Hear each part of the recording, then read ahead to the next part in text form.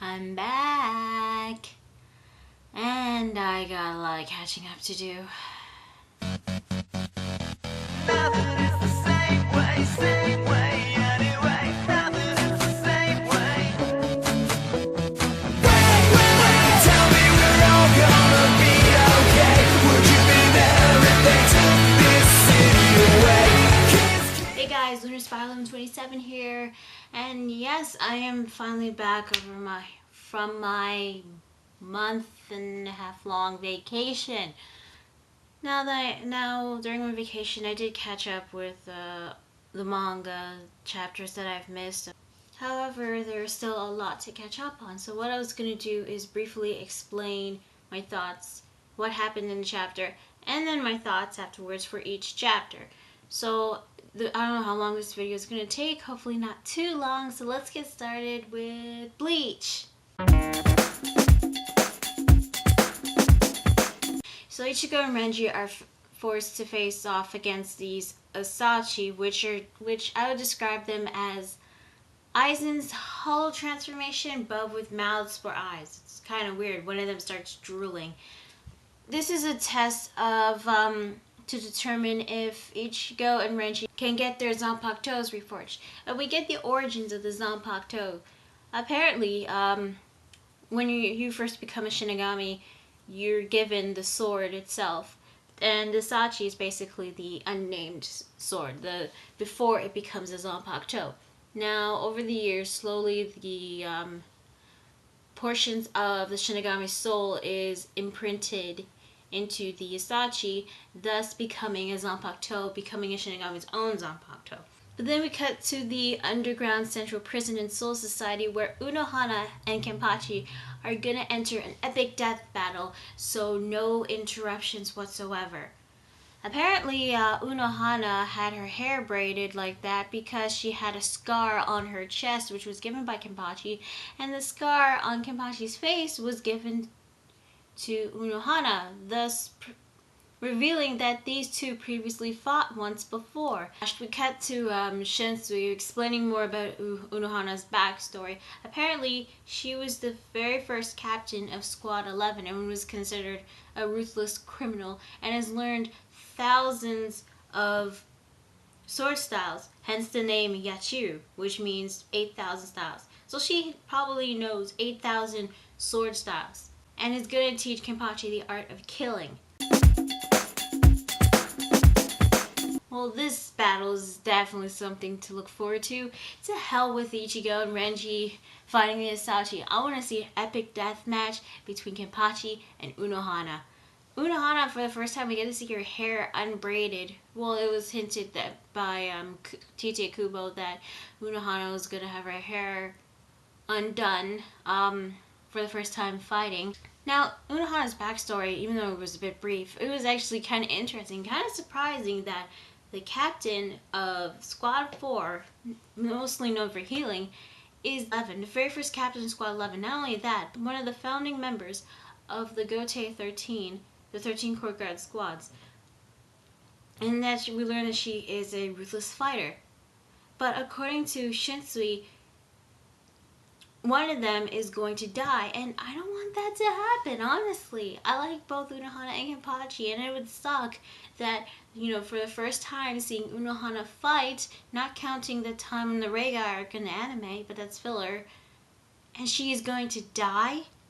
It's most likely her who's going to die, because, well, she's the first Kenpachi, and Kenpachi is the 11th Kenpachi, so it's most likely he will survive and she's going to die, which again would suck, but I am definitely looking forward to the fight.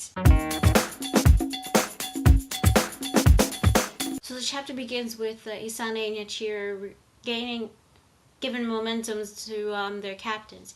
Yachiru getting Kenpachi's eye patch, and Isane getting a letter, probably Unohana's final word. What this letter says, we have no idea.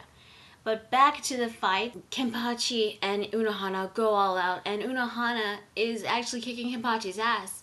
Unohana manages to disarm Kenpachi and able to get him cornered. Kenpachi was actually thought that he was going to die, and he was pretty upset that he was going to die before he has the chance to defeat her. Unohana then suddenly stabs Kenpachi through the neck, and right when you think he's gonna die, he is okay and alive. So their fight continues, and the chapter ends with Unohana mentioning her sin. First impressions of this fight, I like it. Seeing Unohana fighting for the first time is really refreshing and pretty awesome, and Kenpachi losing so suddenly looks like Kenpachi was losing was quite surprising, but not that much because Unohana is, after all, the first Kenpachi. So, and she knows so many sword styles, so it's not that surprising. What was confusing a bit was when Kenpachi got his throat stabbed, and then all of a sudden he's okay. But it looks like I could assume that Kenpachi did get stabbed, because when he was stabbed, his blood trickled down on Unohana's face. And when you get to see him, when he regained consciousness, she still has the same blood on her face. So it's most likely either Unohana is... It's most likely Unohana is trying to bring him to the verge of death and then healing him, bringing him back to life. How is this going to teach him the art of killing? I'm not that sure. But I am interested in this sin. And honestly, since these two previously fought, I'm definitely looking forward to seeing a flashback of these two. So the fight continues, but this time we get a flashback to when Kenpachi and Unohana fought for the very first time. Apparently, Kenpachi was a kid or a teenager for the first time he fought Unohana, and he even had the Zanpakuto that he had. How did he awaken the Zanpakuto when he was a kid? And okay, that part's kind of a bit confusing, but I guess it will probably be explained soon. Apparently, first time Unohana, back when she was the first Kenpachi, ordered her members of Squad 11 to go through the Rukangai district and find someone that might be able to placate her, even though she gave false orders to kill off thugs for maintaining the peace of Soul Society. There was this pile of corpses that was not caused by her, but caused by a young Kenpachi. So even when he's a teenager and a kid, he loves to fight and starts killing people. So their fight goes underway in the flashback, and back in the present, Unohana not only reminisces the first time fighting, but according to her, Kenpachi seemed to be holding back. And apparently that was her sin, because she felt responsible for him holding back his true power. And according to her, the reason why Kenpachi was suppressing his power in his battle, because he loves to fight head on with his sword. She's trying to unlock his power to its fullest, and in order to do so, she has to bring Kenpachi on the verge of death, nearly killing him, and then healing him, bringing him back to life. So Kenpachi is a Saiyan? And then the chapter ends with Kenpachi unleashing a massive attack at Unohana. Well, I'm definitely glad we got the flashback of when Unohana and Kenpachi fought, but what confused me was the fact that Unohana looked exactly the same when she was the first captain of Squad 11. And yet, currently she still looks the same. I mean, what's her secret? I mean, in the flashback, Kenpachi was a kid, a teenager, or something like that, and now he's older, probably looks older than Unohana. So is there like some sort of weird aging difference between Shinigami? It's kind of baffling. I mean, hell, when the Gotei 13 was first founded, Yamamoto looked younger, at least. Now, throughout this chapter, it's definitely foreshadowing that Unohana is gonna die, and it's gonna suck if that happens, but considering the circumstances, it's most likely that it will happen. The fact that Kenpachi power can only be unlocked by him being on the verge of death and then coming back, I gotta admit, I was not that sure about that. I wasn't sure how that would work. But then again, since this is Kenpachi, I think it did kind of make sense. I mean, then again, Kenpachi was strong enough as it is without unlocking his full power. But then again, he did lose to Yuha Bak, whether it was the copy or not. So Kenpachi unlocking his power, what that might be, it might be insane. But all in all, this was a good chapter. I did like the flashback, and this fight seems to be going on for quite a while. So that attack from Kenpachi from the previous chapter didn't do much because she was able to heal herself. The Squad 4 captain.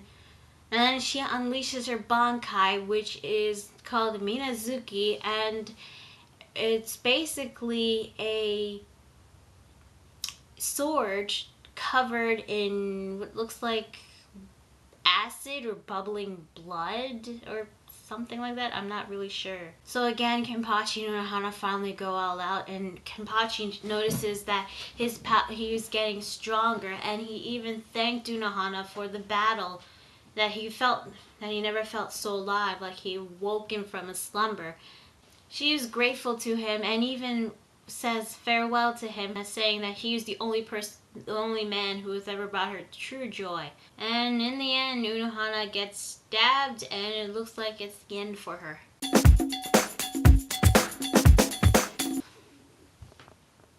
I don't want Unohana to die. Seriously, the one time we get to see her fight and she has to die in order to train Kenpachi, it kind of sucks.